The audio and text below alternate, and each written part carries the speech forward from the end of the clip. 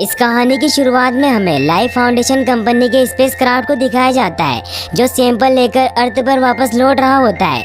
लेकिन तभी उसमें कोई तकनीकी खराबी आ जाती है जिससे वो स्पेस क्राफ्ट धरती पर क्रैश हो जाता है। फिर लाइफ फाउंडेशन की टीम वहां पहुंच जाती है और उस जगह को अच्छी तरीके से चेक करने लग जाती है।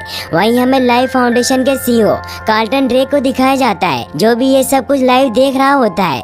वो अपने स्टाफ से पूछता है कि क्या हमारे सारे सिम्बियोट सही सलामत है। तो उन्हें बताते हैं कि हमारे पास सिर्फ 3 ही सिम्बियोट सैंपल हैं और उनमें से एक सिम्बियोट ऑर्गेनिज्म कंटेनमेंट से गायब हो गया है। दरअसल सिम्बियोट एक अजीब तरह के क्रिएचर होते हैं जिसे ड्रेक एक्सपेरिमेंट करने के लिए स्पेस से ला रहा होता है। ड्रेक की टीम स्पेस क्राफ्ट से बचे हुए 3 सिम्बियोट को सही सलामत बाहर निकाल लेती है। तभी वहाँ एक नर्स नोटिस करती है कि एक एस्ट्रोनॉट अभी भी जिंदा है, इसीलिए उसे जल्द से जल्द एम्बुलेंस से हॉस्पिटल भेजा जा रहा होता है। वो एम्बुलेंस वहाँ से निकल जाती है। तभी हमें दिखाया जाता है कि वो एस्ट्रोनॉट अचानक से उठ जाता है और वो नर्स और ड्राइवर पर हमला करके उन्हें मार देता है, जिससे हमें पता चलता है कि जो सिम्बियोट गायब हुआ था वो उसी एस्ट्रोनॉट के अंदर था। उस सिम्बियोट का नाम राइट होता है और वो उन सभी सिम्बियोट में सबसे खतरनाक सिम्बियोट होता है। वो सिम्बियोट नर्स की बॉडी में चला जाता है और वो वहाँ से निकलकर सिटी की तरफ बढ़ने लग जाता है और उसके हाथ में लाइफ फाउंडेशन का एक बेज भी होता है। इसका मतलब ये होता है कि वो लाइफ फाउंडेशन कंपनी की तरफ बढ़ रहा होता है क्योंकि बाकी सिम्बियोट उसी कंपनी में होते हैं। वहीं फिर हमें सैन फ्रांसिस्को में एडी और एन को दिखाया जाता है जिन दोनों की जल्दी शादी होने वाली होती है। एन एक लॉयर होती है, इसीलिए वो सुबह जल्दी उठकर काम पर जाने के लिए तैयार हो जाती है। वो एडी को उठाकर उसे बताती है कि वो लाइफ फाउंडेशन के लिए केस लड़ने जा रही है और वो एडी को उसकी मीटिंग में जाने का याद दिलाती है। फिर एडी भी तैयार होकर अपने काम पर निकल जाता है क्योंकि एडी एक रिपोर्टर होता है और उसका द एडी ब्रोक शो बहुत फेमस होता है। वो सारी न्यूज को कवर करके अपने ऑफिस पहुंचता है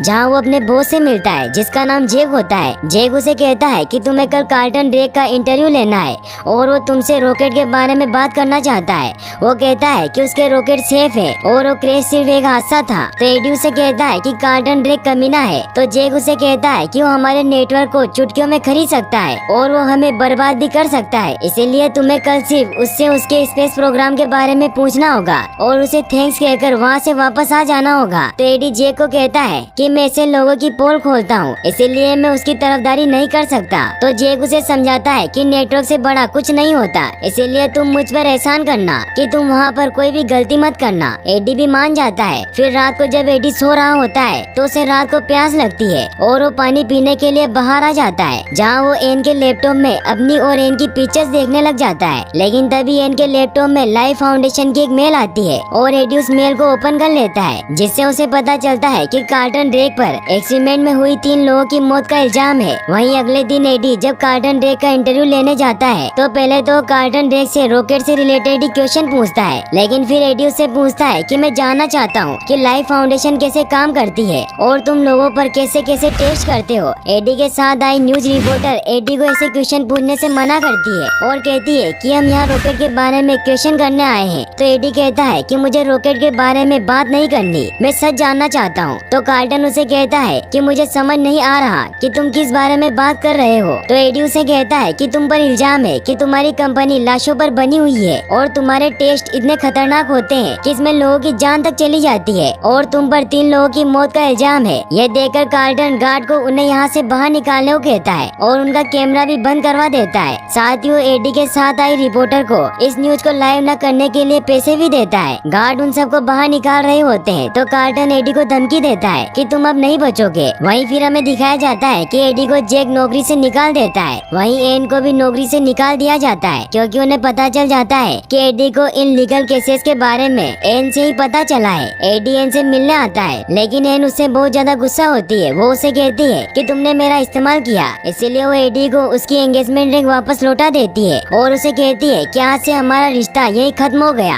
और फिर वो वहाँ से चली जाती है।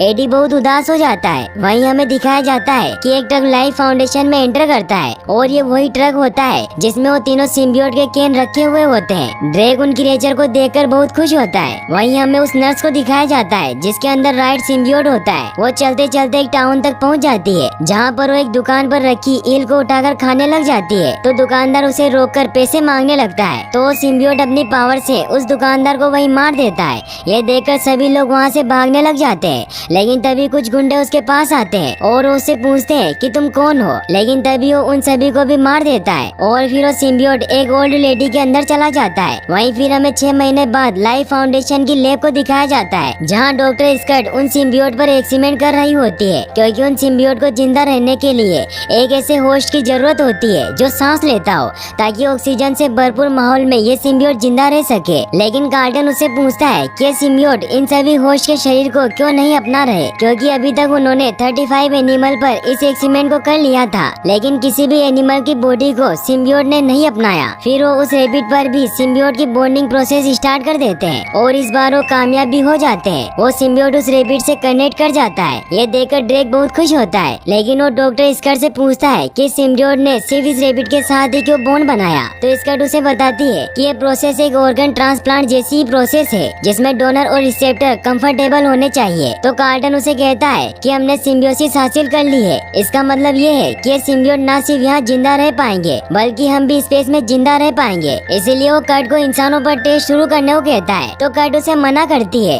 और कहती है कि अभी इसमें टाइम है। तो कार्टन कहता है कि मैं कुछ भी कर सकता हूँ, इसीलिए तुम्हें अपने बारे में नहीं तो कम से कम अपने बच्चों के बारे में तो सोचना चाहिए। ये सुनकर कट काफी ज्यादा परेशान हो जाती है और उसे ड्रे की बात माननी पड़ती है। वहीं हमें एडी को दिखाया जाता है, जो एक बार में बैठा हुआ होता है। वो शराब पीकर घर की तरफ निकल जाता है, जहाँ वो मिसेस चेन की शॉप में सामान लेने जाता है। तभी वहाँ एक गुंडा मिसेस चेन को धमकाकर उनके सारे पैसे लेकर चला जाता है, लेकिन एडी कुछ नहीं करता और वो अपने घर चला जाता है। एडी अगले दिन सभी जगह जॉब के लिए अप्लाई कर देता है, लेकिन उसे कोई भी जॉब नहीं देता, यहाँ तक कि उसे बर्तन मांजने तक का काम नहीं मिलता। एडी काफी परेशान होता है, उसे कुछ समझ नहीं आता कि वो क्या करे। वहीं हमें लाइफ फाउंडेशन की लैब को दिखाया जाता है, जहाँ पर कार्टन गरीब लोगों को पैसों का लालच देकर उन पर एक्सपेरिमेंट कर रहा होता है। वो आइजैक नाम के आदमी को एक सिम्बियोट के साथ एक कैप्सूल में बंद कर देता है और फिर उस सिम्बियोट को आजाद करवा देता है। वो सिम्बियोट उस इंसान के साथ बॉन्ड बनाने की कोशिश करता है और देखते ही देखते वो उसके शरीर में समा जाता है। थोड़ी देर तक तो आइजैक नॉर्मल होता है, लेकिन थोड़ी देर बाद वो सिम्बियोट उसके शरीर से बाहर निकलने की कोशिश करने लग जाता है, क्योंकि उस सिम्बियोट के सेल आइजैक के सेल से मैच नहीं खा रहे थे। वो सिम्बियोट आइजैक को वहीं तड़पा तड़पा कर मार देता है और फिर उसकी बॉडी से बाहर निकल जाता है। लेकिन कार्टन को इंसानों की मौत से कोई फर्क नहीं पड़ता और वो टेस्ट करने के लिए दूसरे इंसान को लाने को कहता है। डॉक्टर स्कट को ये सब अच्छा नहीं लगता, उसे उन मासूम इंसानों के लिए बहुत बुरा लगता है जिसके ऊपर एक्सपेरिमेंट किए जा रहे होते हैं। इसीलिए वो सबसे छिपकर एडी से एक शॉप में मिलती है। वो उसे बताती है कि मेरा नाम डोरा स्कट है और मैं लाइफ फाउंडेशन में काम करती हूँ और मुझे तुम्हारी मदद चाहिए। एडी लाइफ फाउंडेशन का नाम सुनते ही वहाँ से चला जाता है, क्योंकि ड्रेक ने उसकी सारी जिंदगी बर्बाद कर दी होती है। स्कट उसे कहती है कि कार्टन ड्रेक अपनी लैब में गरीब लोगों पर एक्सपेरिमेंट कर रहा है और वो सबके सब मारे जा रहे हैं। तो एडी उसे कहता है कि तुम भी तो उसी के लिए काम करती हो, इसीलिए मैं तुम पर भरोसा नहीं कर सकता। तो स्कट उसे कहती है कि मैंने ड्रेक पर इसलिए भरोसा किया क्योंकि मुझे लगता था कि हम लोगों की भलाई के लिए कैंसर का इलाज ढूंढ रहे हैं, लेकिन अब तो बात कुछ और ही है। तो एडी उसे कहता है कि तुम्हें पुलिस के पास जाना चाहिए। तो स्कट उसे कहती है कि मैं पुलिस के पास नहीं जा सकती, क्योंकि ड्रेक बहुत ही खतरनाक और सनकी इंसान है जो मेरी फैमिली को नुकसान पहुंचा सकता है। तो एडी उसे कहता है कि मैं सब जानता हूँ, क्योंकि जब मैंने पहली बार उसका इंटरव्यू लिया तो अगले ही दिन ड्रेक ने मुझसे वो सब चीजें छीन ली जिसकी मुझे परवाह थी, इसीलिए अब मैं इस मसले में नहीं पड़ सकता।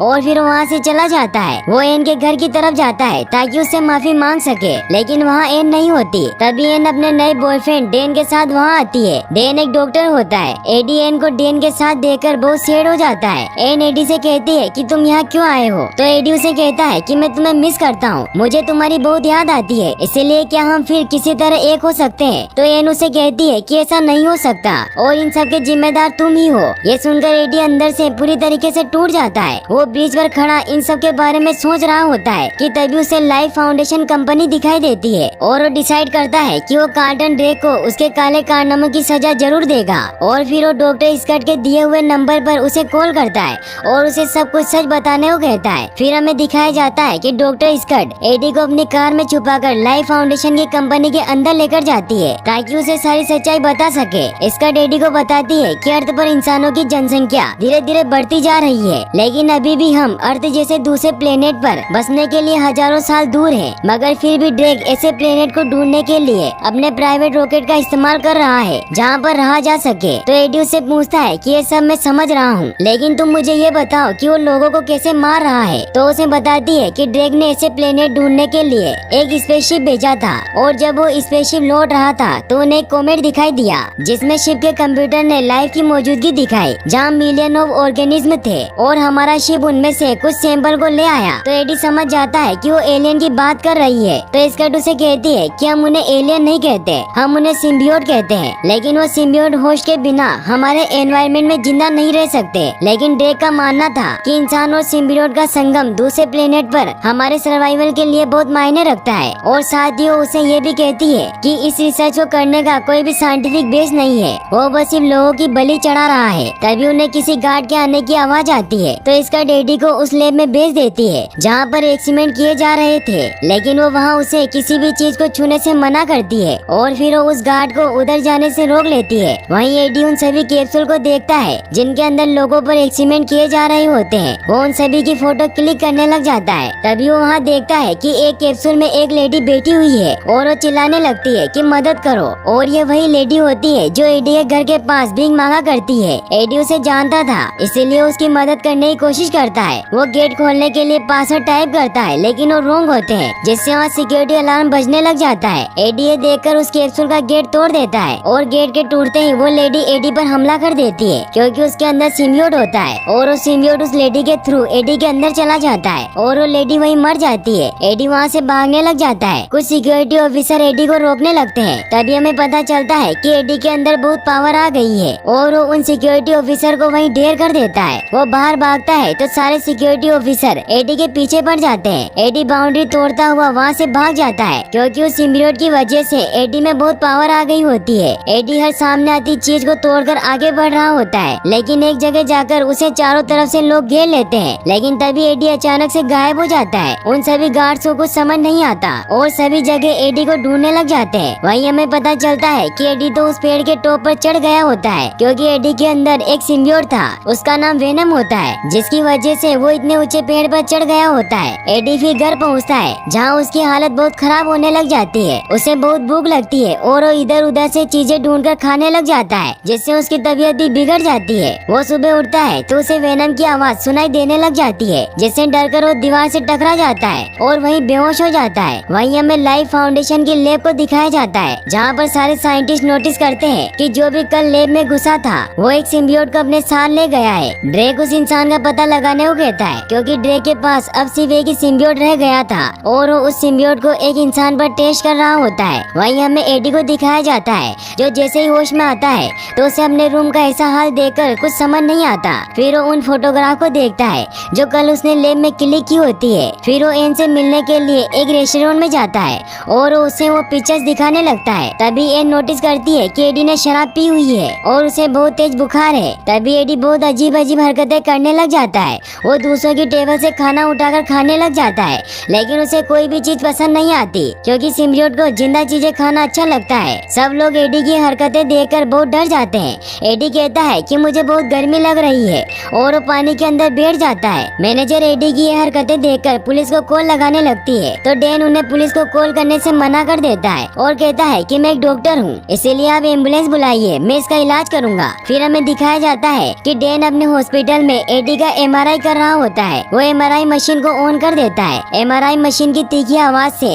एडी बहुत तड़पने लग जाता है क्योंकि सिम्बियोट को हाई फ्रीक्वेंसी साउंड से प्रॉब्लम होती है। एडी को ऐसे चिल्लाता देख डैन एमआरआई मशीन को बंद करने को कहता है और वो एडी को बाहर निकालता है। एडी वापस से नॉर्मल हो जाता है और फिर एडी वापस से अपने घर चला जाता है। वहीं हमें ड्रेक को दिखाया जाता है जो अपने लैब में होता है और साइंटिस्ट उसे बताते हैं कि हम जिस इंसान पर सिम्बियोट का टेस्ट कर रहे हैं वो पहले तो नॉर्मल था और उन दोनों की बॉडी आपस में मैच भी खा रही थी, लेकिन अब वो सिम्बियोट होस्ट के शरीर को अंदर से खा रहा होता है, इसीलिए अब हमें नए होस्ट की जरूरत होगी। वहीं हमें डॉक्टर स्कर्ट को दिखाया जाता है जो जब अपनी लैब में पहुंचती है तो सिक्योरिटी को पता चल जाता है कि कल रात वही किसी इंसान को लैब में लेकर आई थी। और फिर security head trace doctor skirt को ड्रेक के पास ले जाकर उसे सारी बात बता देता है। वहीं फिर हमें एडी को दिखाया जाता है जो अपने घर पर खाना पका रहा होता है कि तभी उसे एन का कॉल आता है और उसे बताती है कि डैन ने जो तुम्हारा टेस्ट किया है उसे पता चला है कि तुम्हारे अंदर एक वायरस चला गया है और डैन उसे कहता है कि हम कल तुम्हें कुछ दवाइयाँ देंगे जिससे तुम ठीक हो जाओगे। तभी एडी को अपने अंदर से कुछ आवाजें सुनाई देने लग जाती है जो असल में वेनम बोल रहा होता है। फिर एडी को कुछ होने लग जाता है इसीलिए वो कॉल कट कर देता है। वहीं हमें डॉक्टर स्कर्ट को दिखाया जाता है जो ड्रेक को बता रही होती है कि इन उन खतरनाक एक्सीडेंट से मैं डर गई थी, इसीलिए मैं उस इंसान को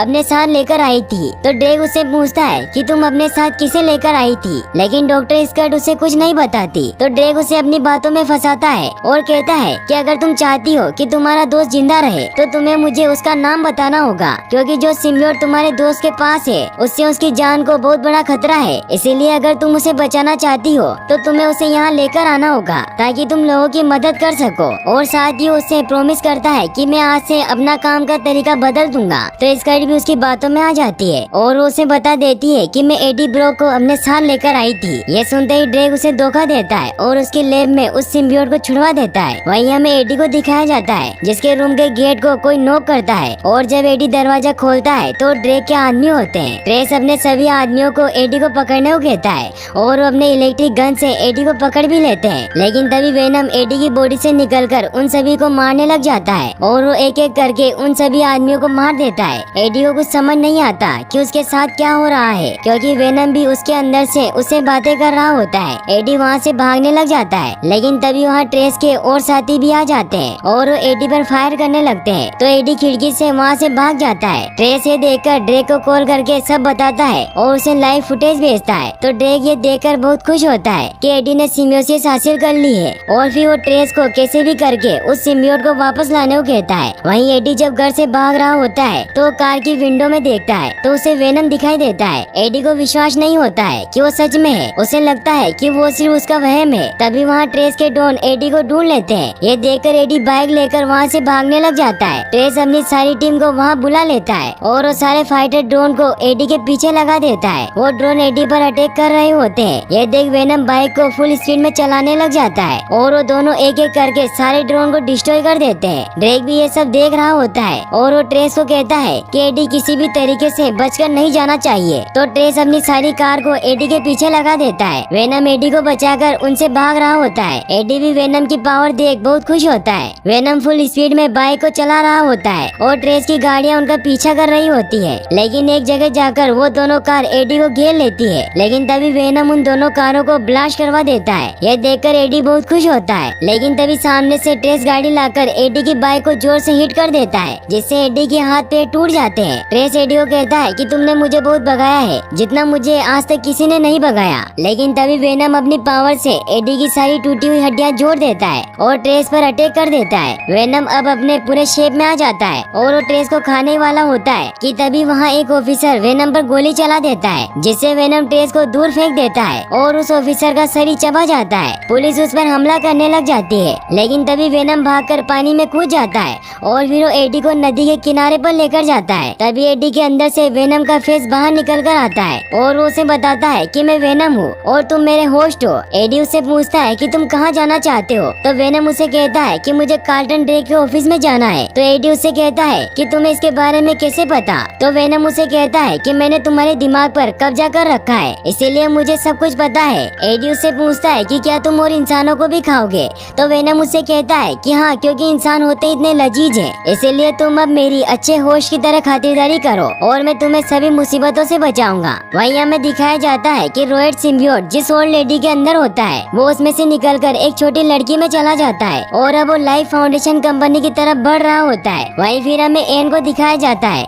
जो अपने घर जा रही होती है। तो उसे डेन का कॉल आता है और उसे बताता है कि एडी के टेस्ट रिजल्ट आ गए हैं और उसकी हालत बहुत खराब है। उसकी बॉडी लिवर एबनॉर्मली बिहेव कर रहे होते हैं, इसीलिए तुम्हें उसे जल्दी से यहाँ लेकर आना होगा। एन ये सुनकर काफी ज्यादा परेशान हो जाती है। वहीं हमें ड्रेक को दिखाया जाता है जो साइंटिस्ट पर बहुत गुस्सा कर रहा होता है, क्योंकि उसके पास बचा हुआ आखिरी सिम्बियोट भी मारा गया होता है। वहीं एन एडी से मिलने के लिए उसके घर पर जाती है, लेकिन वो पूरा इलाका पुलिस ने सील कर दिया होता है और ऑफिसर कहते हैं कि हमने इस पूरे इलाके को खाली करवा दिया है और पूरे शहर में लाशें बिछी हुई है, इसीलिए आपको घर जाना चाहिए। एन ये सुनकर काफी ज्यादा डर जाती है। वहीं हमें एडी को दिखाया जाता है जो उस न्यूज कंपनी में जाता है जहाँ वो काम करता था, ताकि वो जे को वो सबूत दे सके जो उसने ड्रे के खिलाफ इकट्ठे किए थे। तभी एडी को एन का कॉल आता है और उसे कहती है कि मुझे तुमसे मिलना है। तो एडी उससे मिलने से मना कर देता है और वो उसे अपने आप से दूर रहने को कहता है। फिर वो बिल्डिंग में जाता है और वो अपने दोस्त रिचर्ड को उसे जेक से मिलवाने को कहता है, लेकिन रिचर्ड उसे कहता है कि मैं तुम्हारी कोई भी मदद नहीं कर सकता, क्योंकि इससे मेरी नौकरी चली जाएगी। एडी को कुछ समझ नहीं आता। तभी वेनम उसे कहता है कि अगर तुम्हें ऊपर जाना ही था तो तुमने मुझे क्यों नहीं कहा। और फिर वेनम एडी को सीधे ही बिल्डिंग के ऊपर ले जाता है और फिर वो जैक के ऑफिस में जाते हैं, जहाँ वो जैक के लिए एक मैसेज छोड़ता है कि मेरा ये आखिरी काम कर देना। और वो वहाँ अपने मोबाइल को भी छोड़ देता है क्योंकि उसमें ही वो सबूत होते हैं। फिर वेनम एडी को वहाँ से नीचे छलांग लगाने को कहता है, लेकिन एडी को ऊंचाई से डर लगता था, इसीलिए वो लिफ्ट से नीचे जाता है। लेकिन नीचे आर्मी एडी का पहले से ही इंतजार कर रही होती है और वो एडी को अपने हाथ ऊपर करने को कहते हैं। तभी एडी उन्हें कहता है कि तुम बहुत बड़ी गलती कर रहे हो। और फिर एडी वेनम को उन पर हमला करने को कहता है। वेनम अपने शेप में आ जाता है। वो सारे ऑफिसर वेनम पर गोलियां चलाने लग जाते हैं, लेकिन वेनम को कुछ नहीं होता और वो एक एक करके सबको मार देता है। एन भी वहाँ पहुँच जाती है और वो वेनम को देखकर काफी ज्यादा डर जाती है। तभी एडी वापस से नॉर्मल हो जाता है और वो एन को समझाता है कि वो मैं नहीं हूँ बल्कि वो सिम्बियोट है जो मेरे ऊपर हावी है। यह सुनकर एन एडी को अपने साथ हॉस्पिटल चलने को कहती है। वो उसे कार में बैठने को कहती है, लेकिन एडी उसे कहता है कि मैं तुम्हारे साथ नहीं चल सकता क्योंकि तुम्हें वेनम से खतरा है। तो वेनम एडी को कहता है कि मैं इनको कुछ नहीं करूँगा और फिर एडी कार में बैठ जाता है। वो दोनों हॉस्पिटल के लिए निकल जाते हैं। एन उसे कहती है कि डेन को तुम्हारा एमआरआई करना है, तो वेनम एडी को एमआरआई करवाने से मना कर देता है क्योंकि सिम्बियोट को हाई फ्रीक्वेंसी साउंड से प्रॉब्लम होती है। और फिर एडी ये बात एन को बताता है, तो वेनम उसे ये भी बताता है कि हमें आग से भी खतरा होता है। तो एन समझ जाती है कि वो दोनों एक दूसरे से बात कर रहे हैं। वहीं फिर हमें ड्रेक को दिखाया जाता है जो अपने लैब में होता है कि तभी वहाँ एक छोटी लड़की उस लैब में आ जाती है और ये वही लड़की होती है जिसके अंदर रोएट सिम्बियोट होता है। और फिर वो सिम्बियोट ड्रेक पर हमला करके उसके अंदर चला जाता है। वहीं फिर हमें दिखाया जाता है कि एन एडी को लेकर डेन के पास जाती है। डेन एडी को कहता है कि मैंने तुम्हारी रिपोर्ट देखी है और जो क्रिएचर तुम्हारे अंदर है वो तुम्हारी बॉडी को बहुत नुकसान पहुंचा रहा है। तो वेनम एडी को मन में कहता है कि तुम उसकी बात मत सुनो, मैं तुम्हें अपनी पावर से ठीक कर सकता हूँ। डेन उसे कहता है कि वो तुम्हें अंदर से मार रहा है, इसीलिए तुम्हें आईसीयू में भर्ती होना होगा।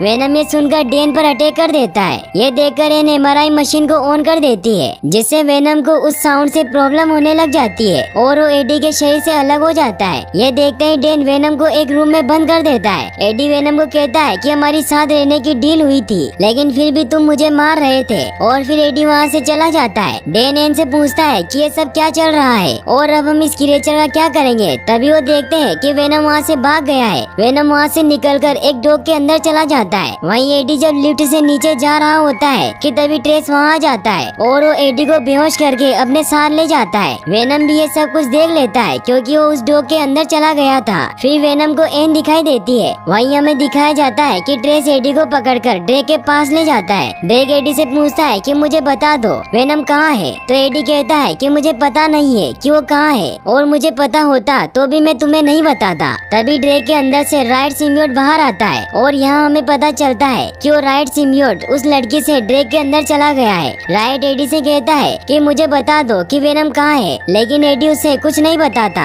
तो ड्रेक एडी को खत्म करने को कहता है। वहीं हमें दिखाया जाता है कि ड्रेक राइट से बात कर रहा होता है। वो उसे कहता है कि मैंने तुम्हारे दोस्तों को बचाने की बहुत कोशिश की, लेकिन मैं उन्हें जिंदा नहीं रख पाया। तो राइट उसे कहता है कि हमारे जैसे लाखों हैं, बस हमें उन्हें स्पेस से यहाँ लाना होगा। तो ड्रेक उसे कहता है कि ये सब तुम मुझ पर छोड़ दो। वहीं फिर हमें दिखाया जाता है कि ट्रेस एडी को मारने के लिए जंगल में लेकर जाता है क्योंकि उसे बहुत ही भयानक मौत देना चाहता था। लेकिन तभी वेनम वहाँ आ जाता है जो एन की बॉडी में होता है और वो ट्रेस के दोनों आदमियों को मार देता है। फिर वो ट्रेस का सर चबा जाता है और फिर वेनम वापस से एडी के अंदर चला जाता है। वेनम एडी को बताता है कि ड्रेक के अंदर जो सिम्बियोट है वो राइट है। तो एडी उससे पूछता है कि ये राइट कौन है। तो वेनम उसे बताता है कि राइट हमारी टीम का लीडर है और हथियार चलाने में वो बहुत माहिर है। वेनम वहाँ जाने के लिए निकलता है, लेकिन तभी एन भी साथ चलने को कहती है, मगर वेनम उसे साथ चलने से मना कर देता है। वहीं हमें ड्रेक को दिखाया जाता है जो रॉकेट लॉन्च करने की तैयारी कर रहा होता है ताकि वो स्पेस में जाकर और भी सिम्बियोट को ला सके। वहीं हमें एडी को दिखाया जाता है जिसे वेनम कहता है कि हमें राइट को रोकना होगा, नहीं तो मेरे जैसे करोड़ों को धरती पर लेकर आ जाएगा और फिर वो इंसानों पर राज करेंगे। तो एडी उसे कहता है कि तुम भी तो यही चाहते हो ताकि तुम इंसानों को खा सको। तो वेनम उसे कहता है कि अब मेरा इरादा बदल गया है और अब मुझे यहाँ अच्छा लगने लगा है क्योंकि मैं मेरे प्लेनेट पर तुम्हारी तरह लूजर था, लेकिन यहाँ मैं बॉस हूँ, इसीलिए अब हम दोनों को साथ मिलकर राइट को रोकना होगा। फिर वो दोनों रॉकेट की तरफ निकलते हैं। वहीं फिर हमें ड्रेक को दिखाया जाता है जिसकी टीम रॉकेट को चेक कर रही होती है, लेकिन ड्रेक उन्हें चेक करने से मना करता है और फिर वो खुद रॉकेट को एक्टिवेट कर देता है और रॉकेट अगले 5 मिनट में लॉन्च होने के लिए तैयार हो जाता है। लेकिन तभी वहाँ एक साइंटिस्ट इस रॉकेट को लॉन्च होने से रोकने लगता है। ड्रेक को इसके बारे में पता चल जाता है और राइट अपने पूरे शेप में आकर उसे मार देता है। सब राइट से डरकर वहाँ से भागने लग जाते हैं। फिर राइट रॉकेट की तरफ बढ़ने लग जाता है। वेनम भी वहाँ पहुँच चुका होता है। एडी राइट को देखकर डर जाता है क्योंकि वो बहुत बड़ा और खतरनाक होता है। एडी वेनम को कहता है कि क्या तुम्हें पूरा विश्वास है कि तुम उसे हरा दोगे? तो वेनम उसे कहता है कि ये वो भला है जो शीशे से पत्थर को तोड़ता है, इसलिए हमारी जीतने की उम्मीद 0% है। फिर वेनम राइट को रोकने के लिए जाता है। राइट वेनम को भी अपने साथ होने को कहता है, लेकिन वेनम उसे कहता है कि मैं तुम्हें इस दुनिया को बर्बाद नहीं करने दूंगा। तो राइट वेनम पर अटैक करने लग जाता है। वेनम उसके हर वार से बचता जाता है और वो भी राइट पर अटैक करता है, जिससे राइट समझ जाता है कि उसका होश ताकतवर है, लेकिन वो उसे कहता है कि फिर भी तुम उससे नहीं जीत सकते।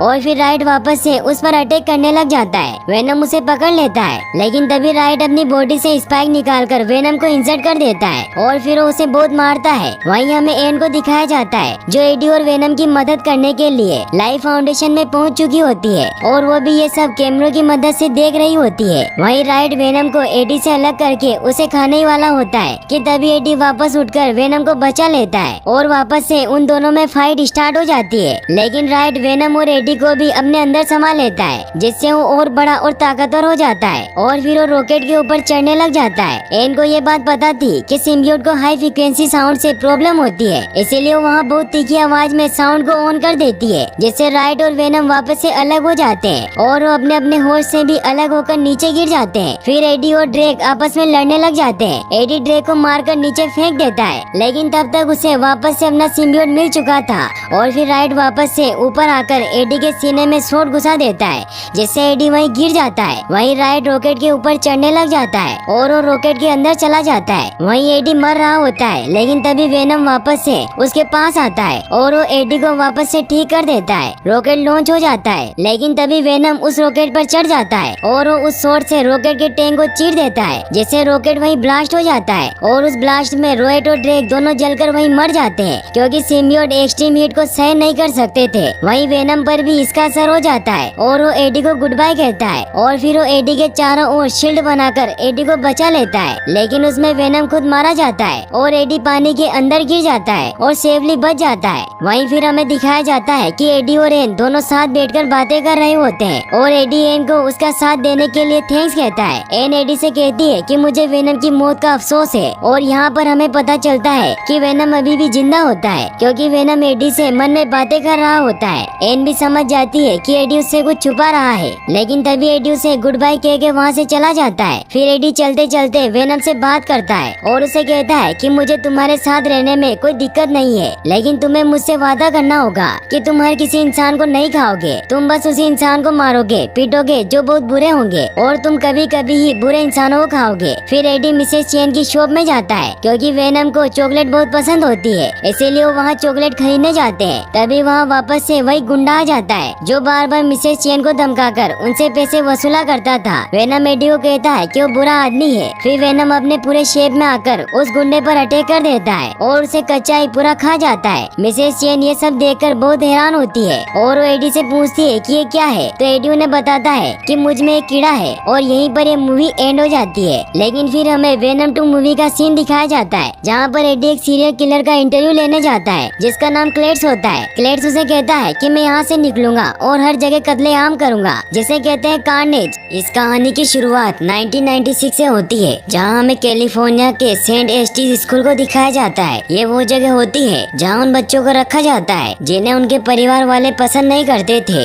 इसी स्कूल में हमें क्लेट्स और फ्रांसिस को दिखाया जाता है जो अपने अपने रूम में बैठे हुए होते हैं और उनके रूम मेंटल हॉस्पिटल की तरह होते हैं। वो एक दूसरे से प्यार करते थे। फ्रांसिस काफी ज्यादा डरी हुई होती है, तो क्लेट्स उसे पूछता है कि तुम्हें डॉक्टर ने क्या कहा। तो फ्रांसिस कहती है कि मेरी म्यूटेशन काफी तेजी से बढ़ रही है और मेरी शक्तियाँ काफी ज्यादा है, इसीलिए वो मुझे यहाँ से ऐसी जगह ले जाएंगे जहाँ मेरे जैसे इंसान होंगे। तो क्लेट्स उसे हिम्मत देता है कि वो तुम्हें मुझसे नहीं छीन सकते, क्योंकि तुम मेरी आखिरी उम्मीद हो। लेकिन तभी कुछ ऑफिसर फ्रांसिस को अपने साथ लेकर जाने लगते हैं, तो फ्रांसिस उससे कहती है कि मैं तुम्हारा इंतजार करूंगी। क्लेट्स को काफी ज्यादा गुस्सा आता है, लेकिन वो कुछ नहीं कर पाता। वो ऑफिसर फ्रांसिस को कार में बिठाकर वहाँ से ले जाते हैं। फ्रांसिस को उन ऑफिसर पर बहुत गुस्सा आता है, इसीलिए उन सब पर अटैक कर देती है, क्योंकि उसके पास वोकल की सोनिक पावर होती है जो इतनी खतरनाक थी कि वो किसी भी चीज को तोड़ सकती थी। फ्रांसिस के साउंड की वजह से उस ऑफिसर के कान में ब्लीडिंग होने लग जाती है, इसीलिए अपने बचाव में उसकी आंख पर गोली मार देता है। वहीं जब फ्रांसिस की आंख खुलती है तो देखती है कि उसकी एक आंख डैमेज हो चुकी है और वो रेवेनक्रॉफ्ट हॉस्पिटल में होती है। वहीं फिर हमें प्रेजेंट का सीन दिखाया जाता है, जहाँ हम रेवेनक्रॉफ्ट हॉस्पिटल को देखते हैं। रेवेनक्रॉफ्ट हॉस्पिटल वो जगह होती है जिसे हमने द अमेजिंग स्पाइडरमैन 2 में देखा था, जहाँ स्पाइडरमैन के दुश्मन इलेक्ट्रोमैन को रखा गया था।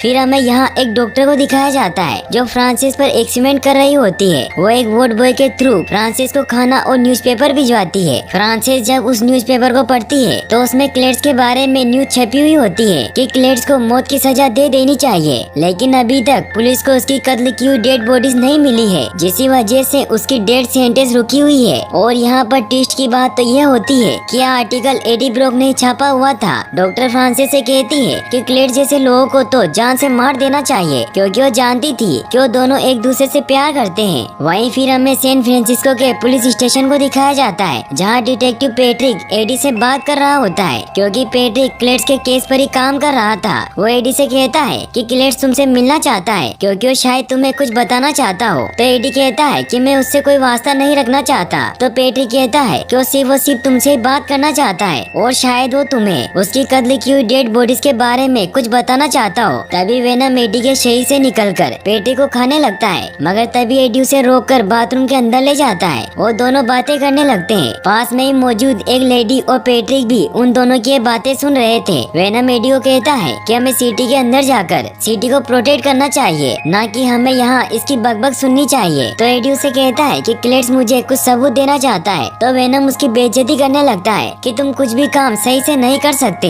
तो एडी उसे कहता है कि तुम्हें मेरे काम में टांग नहीं अड़ानी चाहिए, इसीलिए तुम चुपचाप रहो। फिर एडी क्लेड्स के पास पहुँचता है। एडी उसे पूछता है कि आखिर तुम मुझसे क्या चाहते हो, तुमने मुझे यहाँ क्यों बुलाया है। तो क्लेड्स उसे कहता है कि मैं मौत की तहलीज पर खड़ा हुआ हूँ, इसीलिए तुम मेरे फैंस के लिए एक पैगाम पहुँचा दो और बदले में मैं तुम्हें अपनी जिंदगी के राज बताऊंगा, और साथ ही मैं तुम्हें ये भी बताऊंगा कि मैंने जितने भी कत्ल किए हैं उनकी डेड बॉडीज को मैंने कहाँ दफनाया है। तो एडी उसे पूछता है कि आखिर तुम मुझसे ही क्यों बात करना चाहते हो। तो क्लेड्स उसे कहता है कि तुम मुझे अच्छे लगते हो। जिसके बाद एडी वहाँ से निकलने लगता है। तभी वेनम वहाँ एडी का ध्यान दीवार पर बनी हुई कुछ पेंटिंग्स पर कर देता है, जिसके अंदर एक कैथेड्रल भी होता है और साथ ही वहाँ कब्र के साथ साथ कुछ मैसेजेस भी लिखे हुए होते हैं। क्लेड्स एडी से कहता है कि मुझे भूल मत जाना। बाहर आते ही पैट्रिक एडी से पूछता है कि तुम्हें क्लेड्स ने क्या बताया। तो एडी उसे कहता है कि अभी तक तो उसने मुझे कुछ नहीं बताया, और वैसे भी इस तरह के कामों में थोड़ा वक्त लगता है। तो पैट्रिक उसे कहता है कि जैसे ही तुम्हें कुछ पता चले तो सबसे पहले मुझे बताना, वरना मुझसे बुरा कोई नहीं होगा। एडी वहाँ से घर की तरफ निकल जाता है। घर आकर वेनम अपनी पावर की मदद से उन सभी पेंटिंग्स और मैसेज को वापस से कागज पर डिकोड करता है, जिससे उन्हें पता चल जाता है कि क्लेड्स ने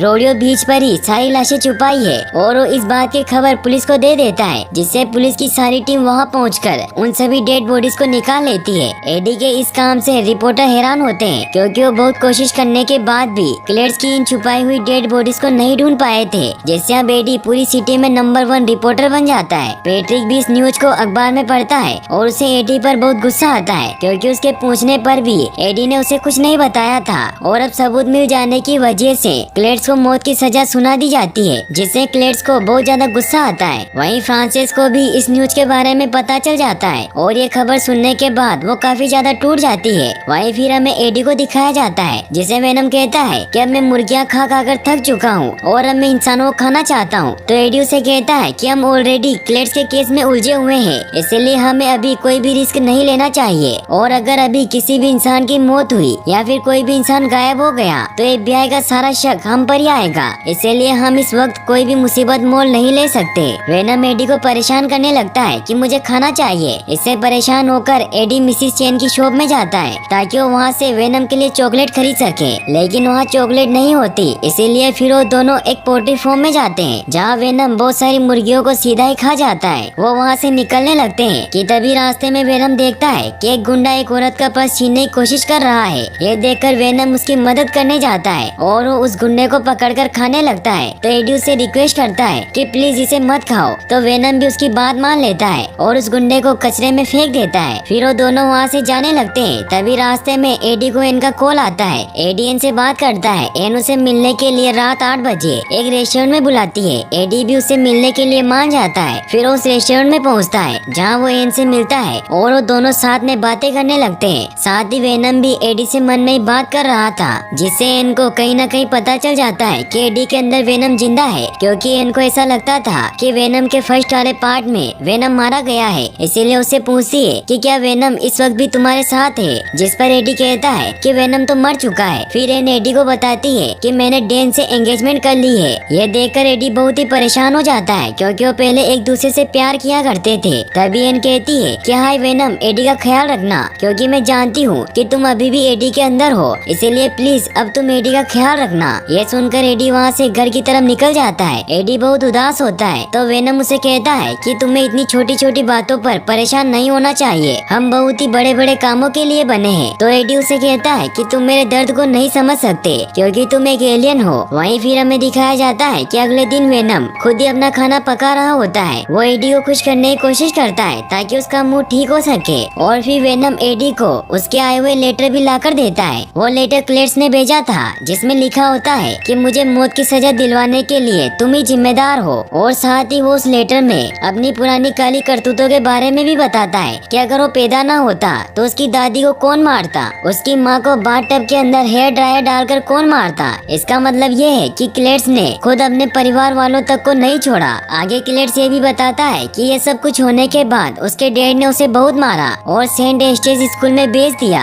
जहाँ के बच्चे उसे बहुत मारते थे। लेकिन फिर उसकी मुलाकात फ्रांसिस से हुई, जो कि एक म्यूटेंट थी। उसने क्लेट्स को सारे बच्चों से बचाया, जिस वजह से वो एक दूसरे को पसंद करने लगे थे। आगे लेटर में वो ये भी बताता है कि मैं आखिरी बार तुमसे मिलना चाहता हूँ। तो एडी भी वेनम से कहता है कि हमें भी उससे मिलना चाहिए। फिर हमें दिखाया जाता है कि एडी क्लेट्स से मिलने के लिए जेल में जाता है, जहाँ क्लेट्स उसे कहता है कि मैं हमेशा से ही एक परिवार के लिए तरसता रहा हूँ। जिसके रिप्लाई में एडी उसे कहता है कि तुमने तो खुद ही अपने परिवार वालों को मार दिया, फिर तुम परिवार के लिए क्यों तरस रहे हो। तो क्लेट्स उसे कहता है कि अगर मुझे मौत की सजा हुई तो मेरी मौत के जिम्मेदार सिर्फ और सिर्फ तुम ही होगे। और साथ ही वो ये भी कहता है कि तुम अपने परिवार वालों के लिए एक कैंसर हो, क्योंकि तुमने एन को धोखा दिया। इससे वेनम को उस पर बहुत गुस्सा आता है और उसे मारने लगता है। क्लेट्स भी खुद को छुड़वाने के लिए एडी के हाथ पर बाइट कर लेता है, लेकिन तभी गार्ड आकर एडी को उसे छुड़वा देता है। एडी वहाँ से जाने लगता है तो क्लेट्स उसे कहता है कि मैंने पहले भी खून को चखा है, लेकिन तुम्हारा खून कुछ अलग है। फिर हमें दिखाया जाता है कि क्लेट्स ने जब एडी को काटा था तो वेनम का छोटा सा टुकड़ा क्लेट्स के मुंह में ही रह गया था, जिससे ही अब कार्नेज का जन्म होगा। वहीं हमें दिखाया जाता है कि एडी अपने घर पहुंचता है तो वेनम एडी से माफी मांगता है कि मुझे ऐसा नहीं करना चाहिए था। तो एडी उसे कहता है कि तुम्हें अपने आप पर कंट्रोल करना चाहिए, क्योंकि अगर तुमने क्लेट्स को मार दिया होता तो उसकी मौत का इल्जाम सीधा मेरे ऊपर आता। लेकिन तुम इन सब के बारे में कहाँ सोचते हो, तुम तो सिर्फ अपने बारे में सोचते हो। तो वेनम उसे कहता है कि मेरे आने से पहले तुम एक लूजर थे, तुम्हारी कोई औकात नहीं थी, मैंने तुम्हें हीरो बनाया। इन्हीं बातों को लेकर उन दोनों में बहस होने लग जाती है। एडी वेनम को कहता है कि मैं तुम्हें झेल रहा हूँ, तो वेनम उसे कहता है कि मेरी वजह से ही तुम फेमस हुए हो। इन सभी बातों की वजह से उन दोनों में हाथापाई स्टार्ट हो जाती है, जिससे एडी को बहुत गुस्सा आता है और वो वेनम को यहाँ से चले जाने को कहता है। इससे वेनम को भी काफी गुस्सा आता है और वो रूम में तोड़फोड़ करने लग जाता है। वो एडी को बहुत मारता है। फिर वो गुस्से में एडी का शरीर छोड़कर निकल जाता है, जहाँ से जाते वक्त वो एडी की बाइक को भी तोड़ देता है। वहीं हमें क्लेट्स को दिखाया जाता है, जिसे आज मौत की सजा सुनाई गई थी, और जब उसे इंजेक्शन देकर जान से मारा जाता है तो क्लेट्स की बॉडी में मौजूद वेनम का टुकड़ा ग्रो करना शुरू कर देता है और धीरे धीरे एक और नए सिम्बियोट का जन्म होता है, जिसका नाम कार्नेज होता है। यह देखकर सभी लोग डर कर वहाँ से भागने लगते हैं। कार्नेज बाहर निकलकर सभी लोगों को मार देता है। कार्नेज बहुत ही बड़ा और पावरफुल होता है। वो सभी ऑफिसर को मारकर खा जाता है और जेल के सारे कैदियों को आजाद करके बाहर निकाल देता है। वहीं हमें एडी को दिखाया जाता है, जो अपने घर को वापस से ठीक कर रहा होता है। वो रात को जब न्यूज देखता है तो उसे पता चलता है कि क्लेट्स जेल से भाग गया है। ये देख एडी काफी ज्यादा परेशान हो जाता है। तभी उसके डोर को कोई जोर से नॉक करता है और जब एडी दरवाजा खोलता है तो पैट्रिक होता है। पैट्रिक इस पूरे कांड का जिम्मेदार एडी को ठहराता है। तो एडी कहता है कि मुझे कुछ नहीं पता कि क्लेट्स वहाँ से कैसे भाग गया और तुम मुझे इसका जिम्मेदार नहीं ठहरा सकते। तो पैट्रिक उसे कहता है कि क्लेट्स ने सिर्फ तुमसे मुलाकात की थी और हो सकता है कि तुम भी उसी के साथ मिले हो, इसीलिए मैं यहाँ आया था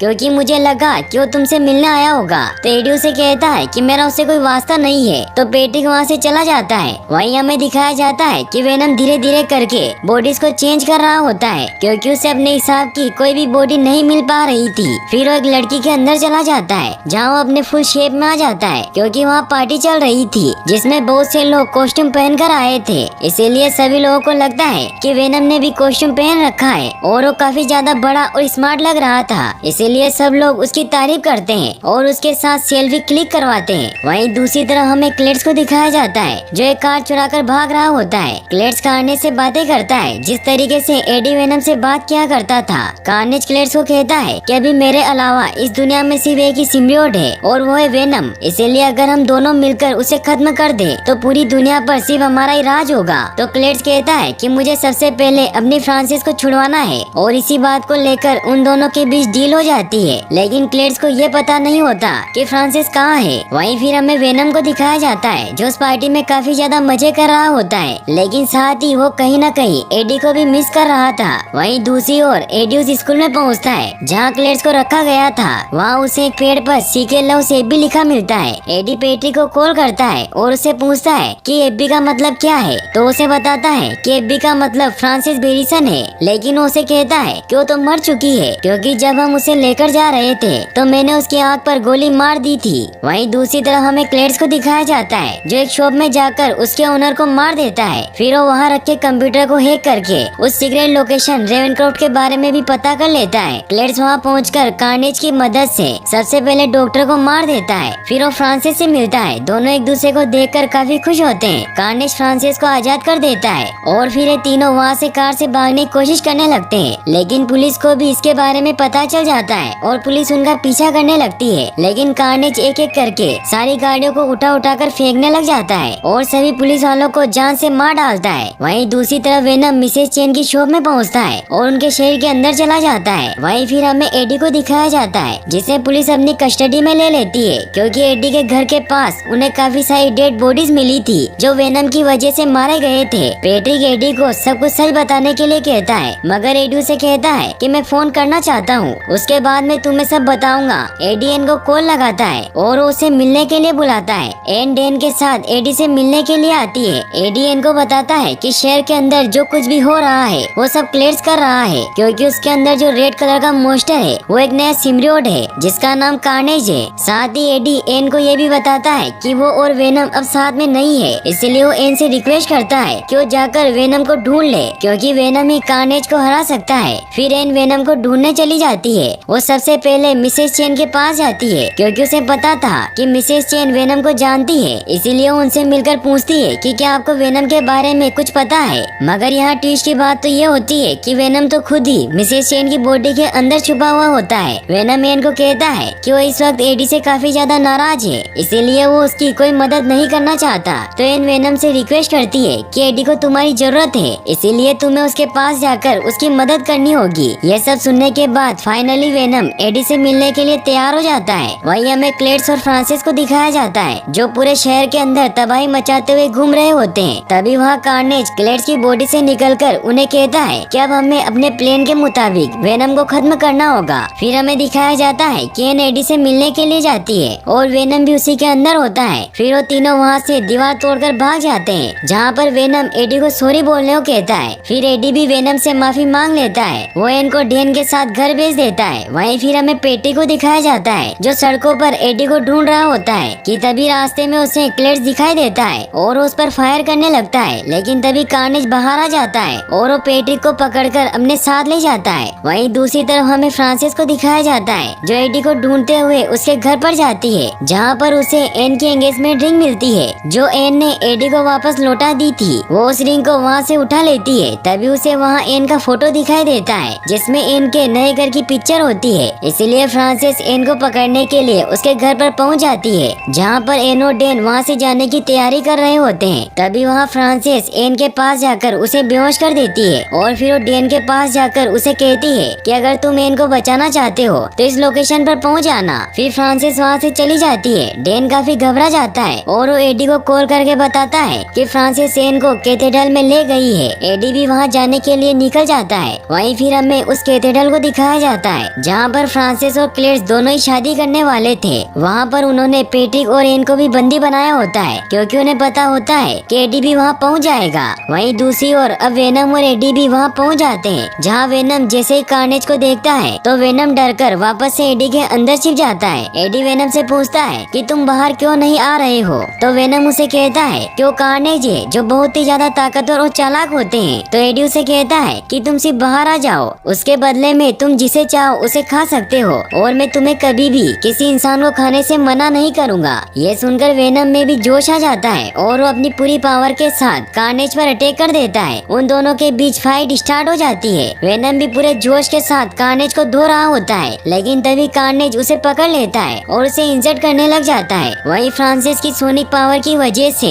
कार्नेज को काफी दिक्कत हो रही थी, इसीलिए वो उसे अपना मुंह बंद करने को कहता है। फिर फ्रांसिस पेट्रिक को मारने के लिए उसके पीछे जाती है, क्योंकि पेट्रिक ने ही उसकी आंख पर गोली चलाई थी, इसीलिए फ्रांसिस उससे अपना बदला लेने के लिए उसकी एक आंख फोड़ देती है। वहीं वेनम कार्नेज पर हमला करके उसे अपने आप से दूर फेंक देता है और मौके का फायदा उठाते हुए डेन वहाँ कार्नेज के ऊपर पेट्रोल डालकर उसे जलाने की कोशिश करता है, क्योंकि उसे इन्हें बताया होता है कि सिम्बियोट को एक्सट्रीम हीट और साउंड से प्रॉब्लम होती है। लेकिन तभी उस कैन में पेट्रोल खत्म हो जाता है और कार्नेज डेन पर हमला करके उसे मारने वाला होता है, लेकिन तभी वहाँ वेनम आकर उसे बचा लेता है। साथ ही वहाँ कैथेड्रल में एक बहुत ही बड़ा घंटा भी होता है जो क्लॉक के साथ बज रहा था, जिसकी वजह से दोनों ही सिम्बियोट अपने होश की बॉडी से अलग होने लगते हैं। लेकिन जैसे ही साउंड शांत होता है तो दोनों वापस से लड़ने लग जाते हैं और वेनम कार्नेज को पकड़कर कैथेड्रल की दीवारों पर मारने लग जाता है। लेकिन तभी कार्नेज अपने आप को संभाल लेता है और वेनम पर अटैक कर देता है, जिससे वो दूर जगह गिरता है। फिर कार्नेज जेन को लेकर कैथेड्रल के टॉप पर जाने लगता है, जिससे कैथेड्रल का मलबा वेनम के ऊपर गिर जाता है। वेनम उस मलबे के अंदर दब जाता है। वेनम एडी को कहता है कि इस बार की ये जंग हम नहीं जीत सकते, क्योंकि कार्नेज मुझसे काफी ज्यादा ताकतवर है। वहीं दूसरी तरफ कार्नेज फ्रांसिस को भी पकड़कर मारने लगता है, क्योंकि उसके साउंड की वजह से उसे प्रॉब्लम हो रही थी। क्लेड्स फ्रांसिस को बचाने के लिए कार्नेज से अलग होने की बहुत कोशिश करता है, लेकिन वो उससे अलग नहीं हो पाता।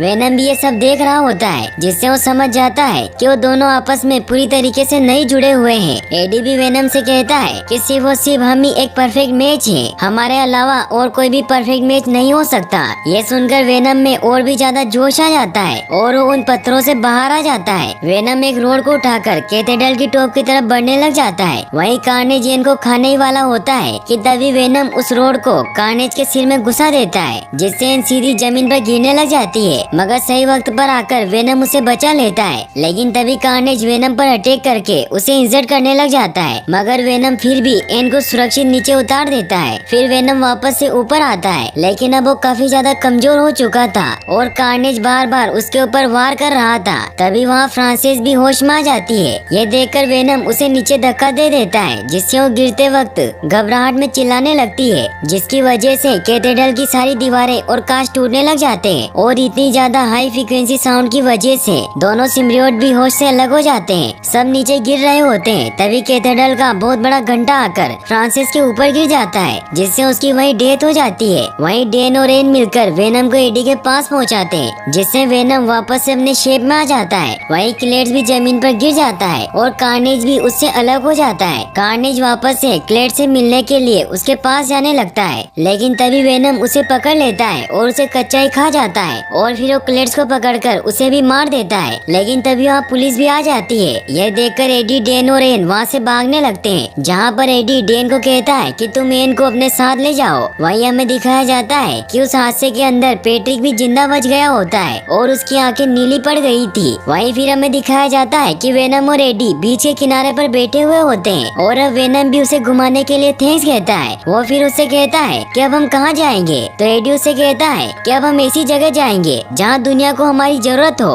और ये मूवी यहीं पर एंड हो जाती है। फिर हमें इस मूवी के पोस्ट क्रेडिट सीन को दिखाया जाता है, जहाँ वेनम और एडी साथ में टीवी देख रहे होते हैं। एडी वेनम से कहता है कि हमें एक दूसरे से कोई भी बात नहीं छिपानी चाहिए। तो वेनम उसे कहता है कि मैं तुम्हें कुछ बताना तो चाहता हूँ, लेकिन तुम उन बातों को समझ नहीं पाओगे। लेकिन फिर भी वेनम उसे कहता है कि मैं तुम्हें उन सभी चीजों की झलक दिखाने वाला हूँ जिनका हम सभी सिम्बियोट ने एहसास किया है। तो एडी उसे कहता है कि मैं रेडी हूँ। मगर तभी वहाँ टीवी फ्लिकर करने लग जाता है और सभी चीजें अचानक से बदल जाती है। एडी को ऐसा लगता है कि सब वेनम कर रहा है, लेकिन वेनम उसे कहता है कि मैंने ये सब नहीं किया। तभी टीवी में वहाँ एक न्यूज आने लगती है, जिसमें वही सीन दिखाया जाता है जहाँ एमसीयू वाले स्पाइडरमैन ने मिस्टीरियो को अभी अभी हराया था। इससे हमें पता चलता है कि अब वेनम भी एमसीयू का हिस्सा बन चुका है। और इसी सस्पेंस के साथ ये मूवी यहीं पर एंड हो जाती है। और गाइस, अगर आप ऐसी और वीडियो वीडियोस देखना चाहते हैं तो डिस्क्रिप्शन में दी गई लिंक पर क्लिक करके वॉच कर सकते हैं। और वीडियो को लाइक और चैनल को सब्सक्राइब करने के लिए आपका तहे दिल से शुक्रिया। Thanks for watching.